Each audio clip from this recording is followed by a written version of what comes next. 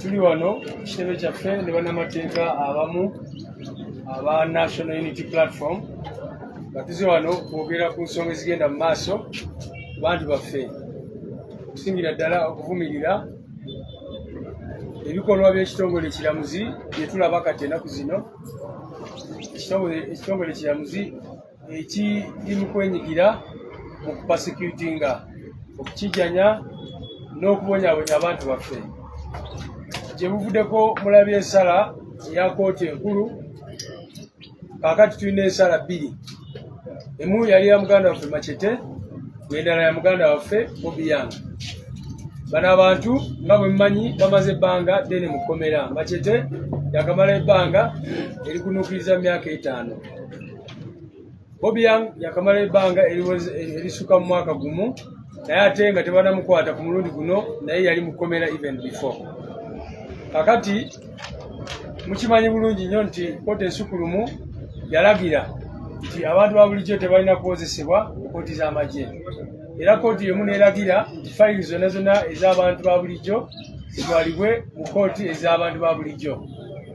Ekitanakolebwa up to now, ezo files zikyali mu kkooti y'amagye oba tetumanyiwa we ziri. Mukimanye nti eyo decision yakolebwa mu January ng'eggwako. Kaakati guno mwezi tuli mu gwa mwenda era ennaku 2. You can imagine gino emyezi gyonna gyonna egiyise ng'ekyo tekikolebwanga. Tulabye Mwai Museveni ng'oyo omukyala abadde DPP avudde era n'amufuula omulamuzi omukulu mu kkooti enkulu. Kyetulowooza kino kyogera ku lwa NUP, era nakyo tumuvumirira kuba omuntu bw'aba alaze incompetence bwetyo n'alaga obutasobola emirimu gye. Naye si ensonga enkulu.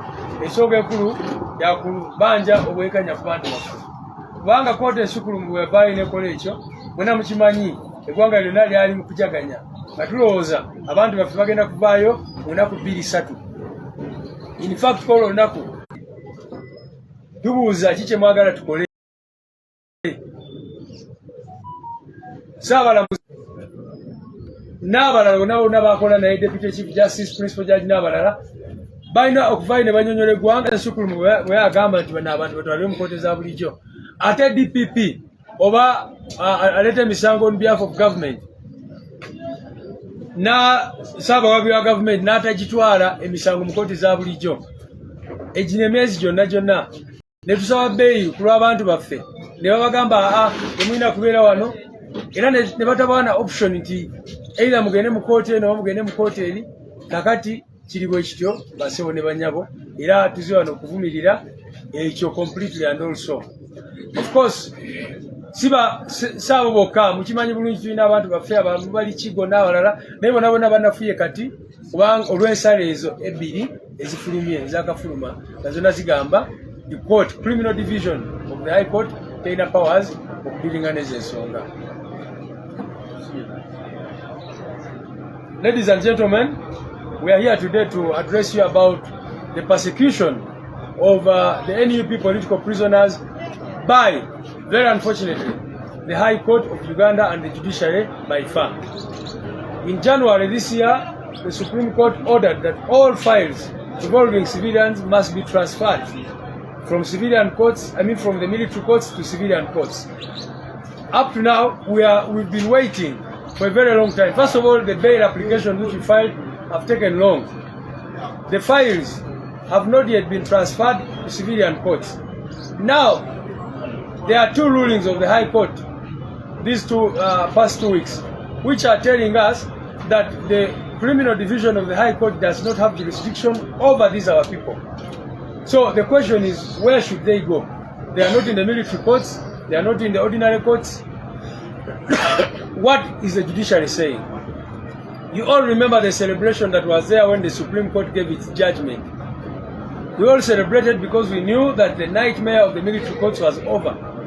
We have even had rumors that with this new UPDF Amendment Act, they may be plotting ways of taking back those files to the military court, which would be illegal, which would be unconstitutional, because the law does not act retrospectively. But the Museveni regime has decided to hold on to our people, and so that's why we have to condemn it and to tell the nation that we are going to be taking certain actions moving forward, which the lawyers are going to talk about. Thank you.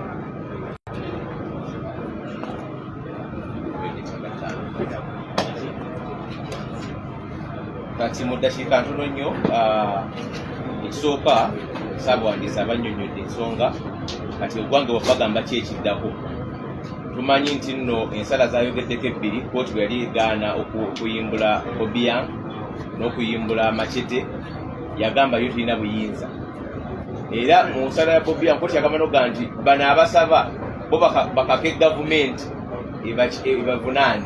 Ne twebuuza omuntu atalina musango ate agambye ate mu kkooti agambye nti njagala kwevunaana. So tulowooza nti ensala ezo tezasimbulizibwa mu mateeka era ziyinza okuba zirimu ensonga endala. Tusazeewo tugenda twateekayo omusango mu kkooti, abantu bano bonna bawa omusango mu kkooti. Ensala ya Supreme Court yakafuluma mu kkooti eya Civil Division nga kkooti yali eganye okuwulira ng'egamba terina buyinza. Ffe tugamba nti abantu bano bali mu kkomera, abamu bamazeemu emyaka 5 ekitalya gigenda kwera 6, tebalina nsonga yonna olwaleero lwaki bali mu kkomera, tebalina kibayita charge, tebalina remand warrant ebabeeza mu kkomera. So tusaba kkooti kugenda mu kkooti tugikake ewulirize omusango gwaffe ogwo baali basaba kuyimbulwa nga tewali kakwakulizo, tubaita conditional release. Mu nkowe erimu tumanyi twafuna ensala okuva e Masaka era wiiki 2 emabega ey'abaganda baffe Eddie Mutwe Akireewo Wakabi ne Gaddafi, era nabo kkooti n'egamba nti tebawadde bbeeyi kubanga okuwulirizibwa kwabwe emisango gyabwe gigenda kuwulirizibwa essaawa yonna. Era yali egambye nti bakiteeke mu bwangu n'okutuusa olwaleero tetunafuna kikalaga konna nti kkooti eyo erinayo session yeteeseteese okuwuliriza emisango egyo. N'olwekyo wiiki eno yennyini tugenda kuddamu okuteekayo okusaba okupya kw'abaganda baffe abo abana, kubanga ekirungi kkooti obukwakulizo bonna luli yali ebusanze nga butuufu. Yagamba kituufu tebajjanga ku musango, kituufu balina amaka, kituufu balina ababeeyimirira abesimba, naye ensonga enkulu gye yagamba nti bagenda kutandika okuwulirwa. N'okutuuka olwaleero tewali kalaga konna nti omusango ogenda kuwulirwa. N'olwekyo ekyo nakyo tugenda kuddamu tugambe kkooti titwagala mubayimbule kuba tewali kiraga, era wiiki eno tugenda tukayo okusaba okwo. Tukimanyi nti Eddie ne Akireewo baggulwako ebisango ebirala mu kkooti y'e Kanyanya era bagenda kukomawo wiiki ejja ku Mande. Tugendera kukwasabira okuyimirirwa okwo omulamuzi wa kkooti eyo alina obuyinza okubayimbula. Tulowooza nti bino bya bufuzi, n'olwekyo ffe tetusaba essiga eddamuzi lireme kuteekebwa mu buzannyo bwa bwabufuzi. Essiga eddamuzi sigale nga likola omulimu gwalyo ogulitandikibwa mu ssemateeka okuwuliriza emisango nga teririnamu kyekubira n'akabi. Saamuka abawo olusungu tumalirize. Briefly, upon the Supreme Court determining that the General Court Martial did not have space in trying civilians, we told this country that the implication of that decision was that first, there are no charges holding these people. Secondly, that there are no files at law, because you cannot transfer an investigation by the military into the civilian courts. A file can only be in a civilian court if it has been investigated by the police. Then we had a wrong interpretation by the Attorney General, and that's why we have this confusion. The Attorney General said he could transfer files from the military court to the civilian courts. Now the judges in the civilian courts are saying we do not have those files and we do not find space for those files. Meanwhile, our people remain in prison. It is an illegal detention on various grounds. First of all, upon determining that their charges were unconstitutional, they had no space remaining in prison. Because there were no charges at law, there are no files to be transferred. Now courts are saying they cannot release people without files. We find ourselves in a dire situation.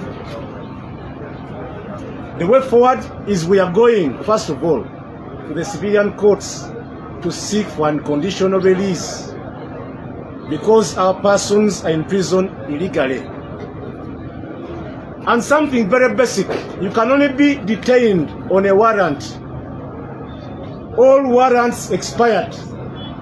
There is no legal warrant holding any of these persons in prison. We do not know what the Commission of Prisons is still doing with these people without any warrant, no court order detaining these persons.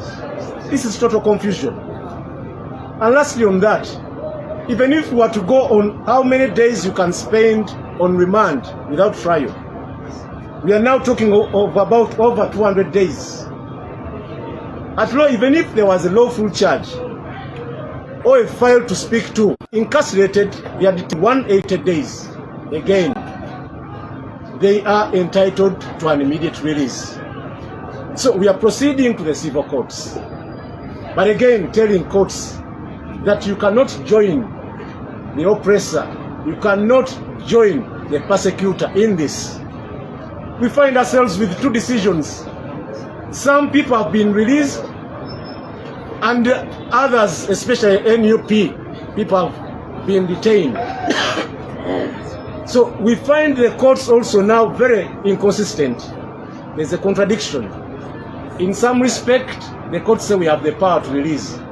When it comes to the machetes, they cannot release. So we are in a conundrum. That's why we are presenting a political solution. As the SG said, we are not going to sit back. We are going to go to the civil courts and probably also invoke civil means of ensuring that these rights are what? Are respected. In Masaka, as you heard my colleague state, the decision to deny bail to Achileo, Gaddafi, Wakabi and Eddie Mutwe was that they were going to expedite trial. The state was ready for trial, even the following week. 2 weeks down the road, there is no indication whatsoever that the state is ready, because in any case, they don't have any evidence against our persons. The way forward is we are filing a fresh bail application and see whether the court will have any other reason to hold our people, because these persons satisfied all conditions at law which are precedent or are required to release them. So we are giving it another shot. By next week we shall have filed fresh applications for bail for the persons in Masaka, and then we shall see a way forward. We are here to show the country that we have not relaxed. We have a strategy to fight on. It is not the law at work, at play. It is the politics that is keeping these people behind bars or in detention. Thank you very much. Maybe akasembayo bali jabwagamba nti mwalaba ekitongole kiramuzi lwali kirina okwesevinga mu nsonga zino, kubanga Balamu nga atambulira ku biragiro bya Museveni yagenda n'agamba abo abantu nti bwe muba temukkiriza emisango mujja kufiira mukomera. Kaakati ekitongole ekiramuzi nakyo kitulaga nti kitambulira ku biragiro by'abo abantu bwe batyo.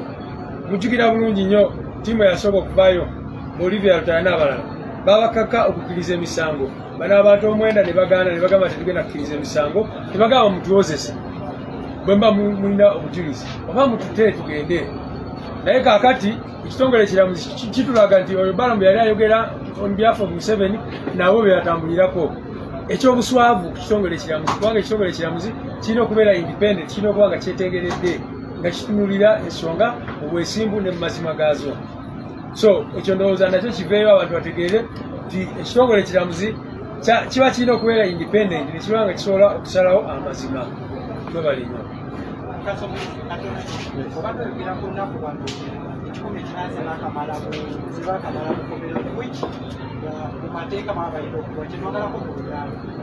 Ekisooka ekisinga byonna, tewali kiwandiiko kya kooti yonna mu Uganda kikuumye basibe mu kkomera. Baliyo mu bukyamu, baliyo lw'opiniyoni yaoyo bwe twawaabira mu Supreme Court Attorney General.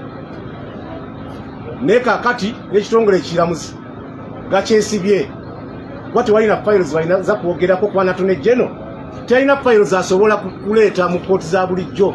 naddala ng'okunoonyereza kwali kw'amagye. Ekkooti za bulijjo tezikolera ku fayiro y'amagye, zikolera ku fayiro ya poliisi. Ekyamakulu poliisi yayo erina okunoonyereza obupya singa aliwo kubaawo fayiro. Ng'ovudde ku ekyo so twogende ku nnaku ne bwe wandibadde nga waliwo fayiro eyogerebwako mu mateeka. Wayiseewo kakati ennaku 214 okuva ennaku z'omwezi 31 January omwaka guno. Mu mateeka kkooti terina nabbe tulisalawo oba eta abantu abo oba nedda. Kasita ennaku ziwera 108 ng'omuntu ali mu kkomera nga tannaba kuwozesebwa, mu mateeka alina okuteebwa bunnambiro. Kkooti terina na discretion ku nsonga eyo mutabuti. Ndowooza kye baagala kaakati tukolenga kikungo ffe bannamateeka tuggyeyo amannya gonna tuteeke lisiti mu maaso ga kkooti nti bano bakamala ennaku esukka mu 2. Ekyo nakyo tusobola okukikola. So tewali nsonga mu mateeka yonna ekyasobola kukuuma bantu bano mu kkooti wabula byabufuzi bye bakuumiddeyo nga SG bw'abagambye nti bannabyabufuzi kati balinga be bali mu kulagira kkooti ekyokukola, ne kkooti esazeewo okubawerekera mu kumenya amateeka. Unconditional release egenda kubaamu ebyo byonna. Tugenda kugamba tewali nsonga lwaki ekisooka bano bakuumibwa mu kkomera nga tewali warrant ebakuumirayo, tewali remand warrant ebakuumirayo. Ekirala ne babandibadde balina okukuumirwayo mu mateeka n'ennaku ze bandibadde mu kkomera nga tuli mu 2014 zisukka mu 108. So mu mateeka tewakyali kkooti erina nabbeetu erirowooza ne bajja mu maaso gaayo mu mateeka eba erina kubala bubazi nnaku nti zaakawera mmeka, nti n'ekirala nti waliwo remand warrant. Bibuuzo biri erina kubuuza waliwo ekiragiro ekibakuumirayo ekiriiwo, ennaku bakamalayo mmeka. Mu mateeka baba balina okuteebwa bunnambiro.